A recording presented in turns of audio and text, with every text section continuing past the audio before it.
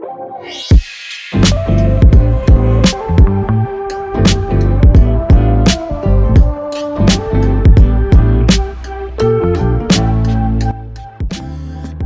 everyone. Welcome to the Soul Podcasting Podcast. I am so excited today to talk about speaking and all the awesome things we're going to share today with our guest, Marianne Hickman. She's an international speaker, a speaker trainer, and a personal mentor who's graced over 2,000 stages worldwide. She's not just a speaker, though. She's a powerhouse in helping industry experts monetize their message and turn their speaking into a profitable business. And so she's going to share how she's done that, the tools she's used, some of the things that she's done to build this incredible business. Welcome, Marianne. Thank you so much for having me, Demetria. I when we were in the green room, the digital green room, I was just like digging your energy. This is gonna be a fun conversation. Yay! I'm excited.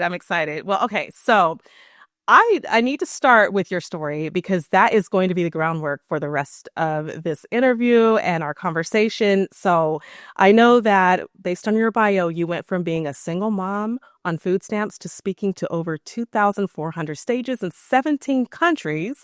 So I think that's pretty powerful. I want to hear how in the world did that happen?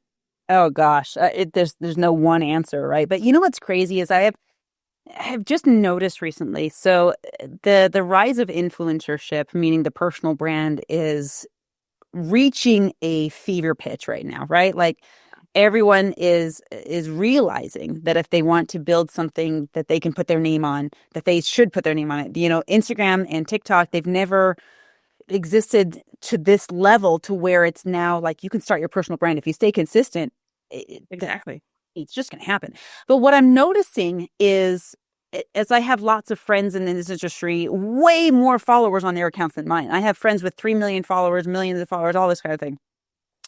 What I'm noticing is that they are such experts at engagement on camera, right? They can generate the followers. People love them for good reason. Fantastic entertainment, fantastic personalities. But there's this behind the scenes struggle that we hardly ever talk about on camera. One, because it won't serve the audience, right? It won't serve the audience to talk about that struggle until you've resolved it.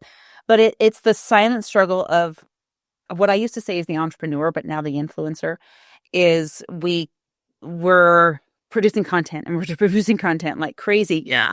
And there's a missing piece. Like, how is this going to pay me? I still need to keep the lights on. I still need to feed my family. Right? There's so many of them and of us that are online and we're producing. And there's this silent struggle when we press stop on the record button that says, okay, well, where's the money coming from? Right? And that's a real issue. Yeah.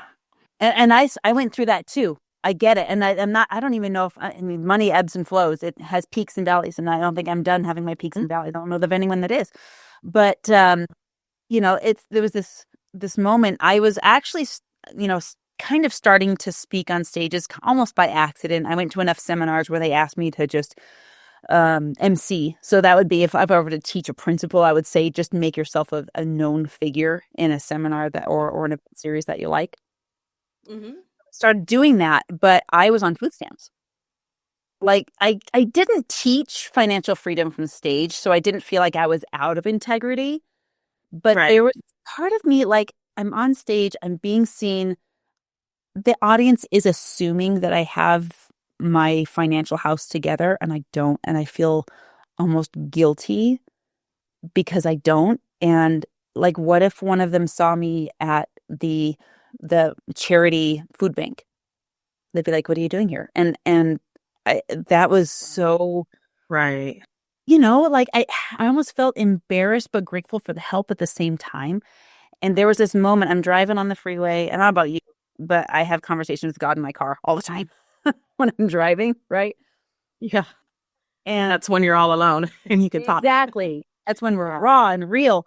And I just sat next to God and I was like, okay, so I've been doing all these motivational seminars. I've been teaching all this stuff. I'm going to practice this. And I'm like, God, what if we just pretended that I had arrived at that level? Not like enlightenment, but at least the level I wanted to be at, where if I opened the app of my bank on my phone, I would see 50 grand in the bank account. What would that be like? what would that feel like? And so I pretended, I just visualized it as I'm driving there, and I started to cry. And I was like, this feeling of I did it just washed over me, even though none of the circumstance had come to match it. None of my environment reflected it yet. But this of let's just try this on. What would I do if I had that? What would I be doing? And when I started doing those behaviors of what would I be doing if I had already arrived anyway, and I didn't have to worry about it, the desperation in my presentations went away. The not as good as feeling when I was comparing myself to all these other people, that started to go away. And it took practice, of course, and time. And then the results followed. It matched because I made room, energy wise. I don't know how woo woo we get here, but go for it. Go for it. Yeah. We have to visualize, imagine, and because that's what we have our brains and our imaginations for a reason. So we may as well put it to use and put it to work for our benefit. And I love that you made space for your future and what you wanted to see, because your reality didn't match up with where you wanted to be, but you paved the way for that through your imagination and talking to the Lord, talking to God, like just letting him do that for you. Right. And that's amazing. Dirty. That's good. That's awesome. I love that you were able to get there. But I'm sure it wasn't an overnight. It was something that took some time but at what point did you realize that this could be not only healing for you, but just for others as well? Because I know when you're going on stages, you're doing more than just speaking. You are speaking that energy, the same energy that you just talked about for yourself. You're delivering that to your audience. So kind of what was your turning point when you knew, okay, this is it? And I'm going to help so many people. I'm coming out of what I was in before. I'm coming out of that stage. I'm moving to the next level. I'm going to keep going and keep helping people. I love that question because it brings up a topic that I have recently been focused on. And that's the difference between a speaker and a facilitator. A speaker gets up there, and a speaker can have ego, right? And we can get up there and be all about the limelight and all about me and how cool I am. And I'm sure you've seen speakers that do that. They're a dime a dozen, right? A facilitator is something different. If you look at I think the etymology of the word, I hope I said that word right, but the breakdown of the word, sounds right. Yeah, it sounds fancy. Facilitator, facile in French means to make easy or to be easy. So a facilitator is there to make something easy for somebody else. I'm here to make things easier for you than they were for me. And I remember when I was, in the circuit of speaking, I was teaching a class on public speaking, and we were teaching our students how to run their own kind of a mini seminar or workshop, and get up on stage and tell your story. And we had taught them about the signature keynote and how to craft it, because when you give your signature keynote, it can either appear as a laundry list of traumas that you're not healed from yet, which doesn't help anybody, or it can be like, hey, here's my story. Here's what I did to walk out of that story, and these are the steps that I've seen work. So I'm going to give them to you right now so you can do them. And we had this one student of ours who said, okay, I'm going to take this. I'm going to run with it. I'm going to do my own event. And she started her own event. And at that event, following our system, she made $19,000. And I was like, okay, I just got goosebumps. And now I'm curious. Right? How in the world? This is real. It's working. It's not just theory that works for me. It can be duplicated. It can be replicated. And I had a small part, not for my self-ego purposes. I don't need that. But it just is proof to me that what I'm doing is worthwhile because it's working. That was like, okay, yes, let's go. Yeah. Wow. That's amazing. In one day, probably not even an hour, maybe an hour and a half. I don't know how long her speaking was. That calls to action so fast. I don't think it's fair to say a day, though, because we look at it like that, right? When we're in the audience, I remember sitting at an event in Salt Lake. I'm at the Salt Palace, and 700 people in the room. That speaker does their call to action. Half of the room goes up and they go to the back. and they buy a $300 DVD set. That's how tells how old I am, right? We're selling DVDs and CDs at this point. Uh-huh. I was like, okay, I'm doing the math. 350 times $300 a pop is a lot of money. And it seems like it's just a small window, but if you look at the backstage, it took probably 6 months to prepare for that event. It took how many years of development, story, and keynote to get to that moment? Yeah. But you're right that consistency, it's not overnight, but it can come to a boiling point. That all that work and it pays off when you know how to put all the pieces in.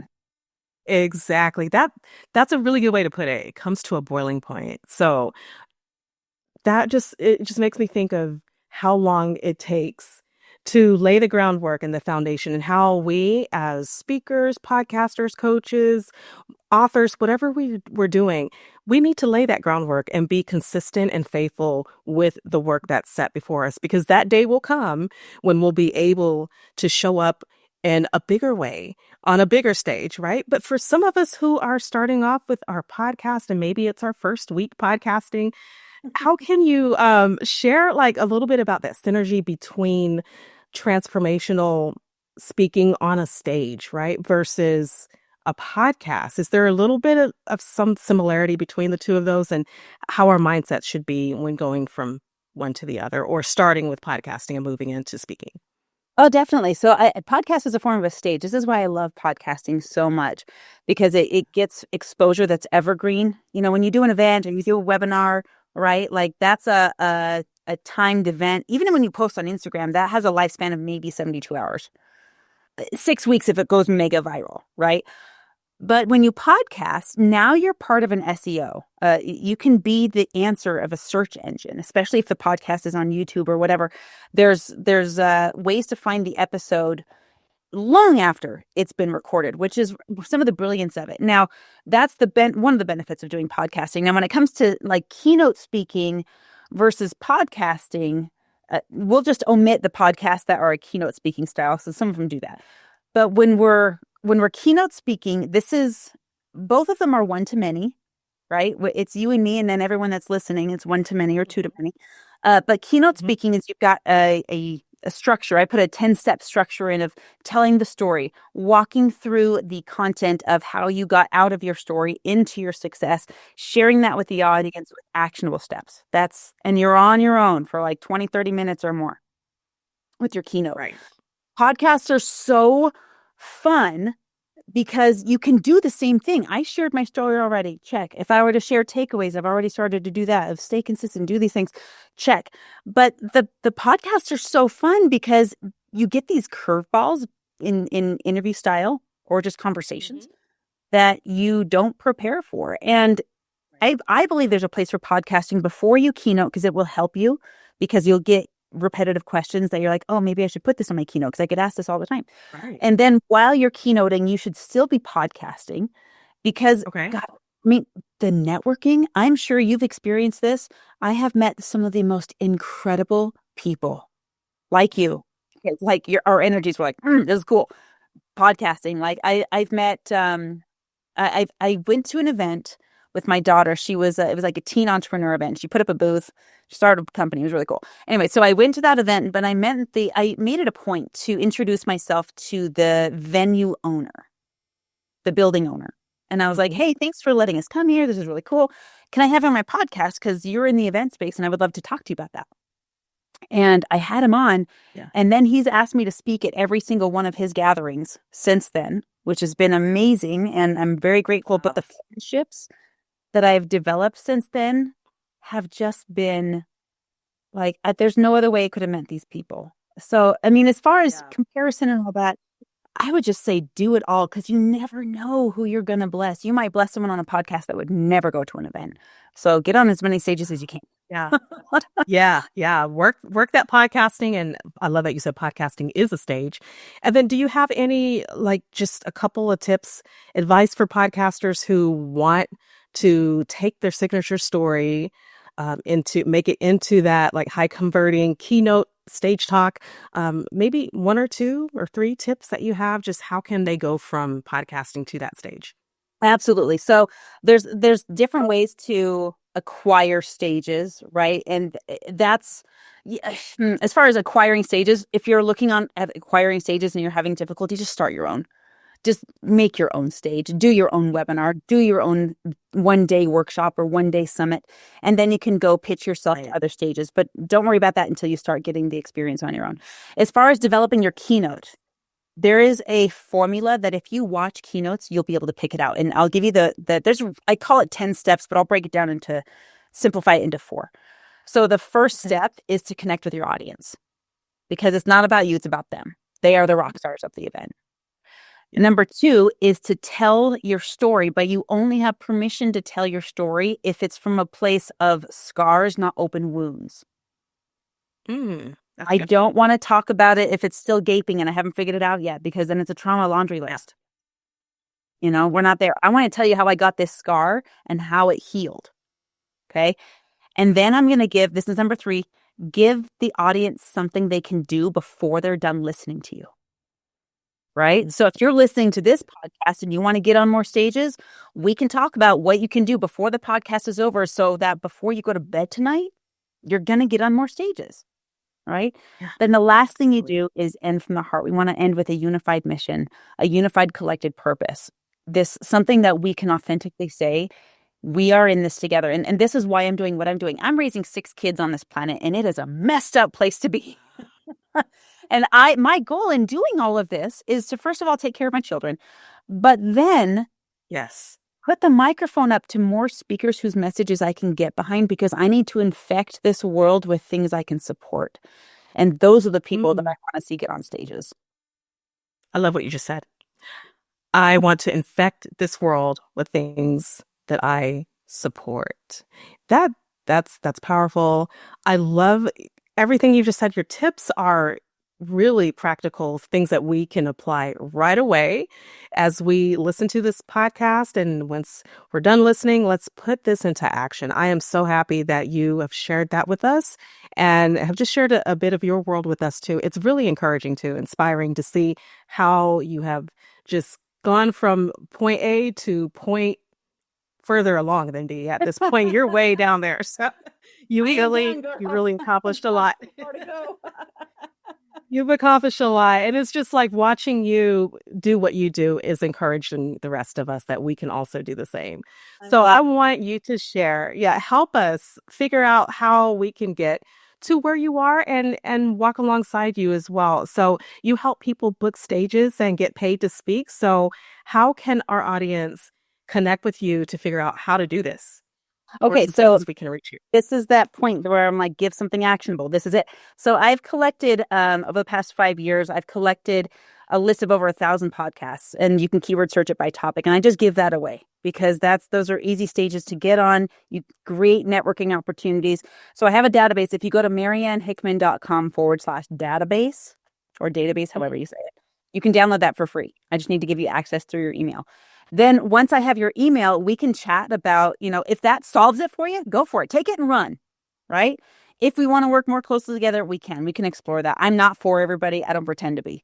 But if I can help someone I can support in that way, take it and run. If we want to work together to get booked on more podcasts or more stages, or take that keynote, you got on stage, you delivered your keynote, it was a dud, and you're like, okay, now I'm ready for feedback. That's the fun part.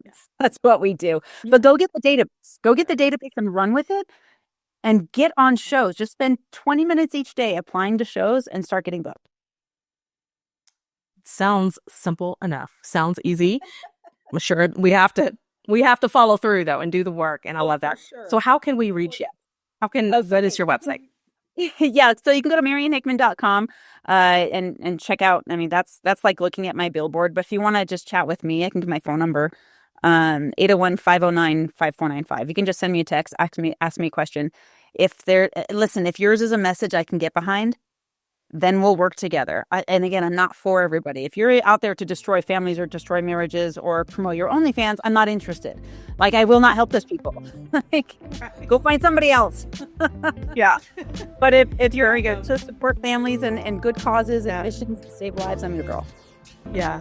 Wow, Marianne, that's awesome. So you guys have her number, you have her website, you can reach her. There's no excuse. If you want to find out more about how to do this type of work with speaking and reaching the world with your message. So Marianne, thank you so much for joining me today on this episode. Thanks for having me.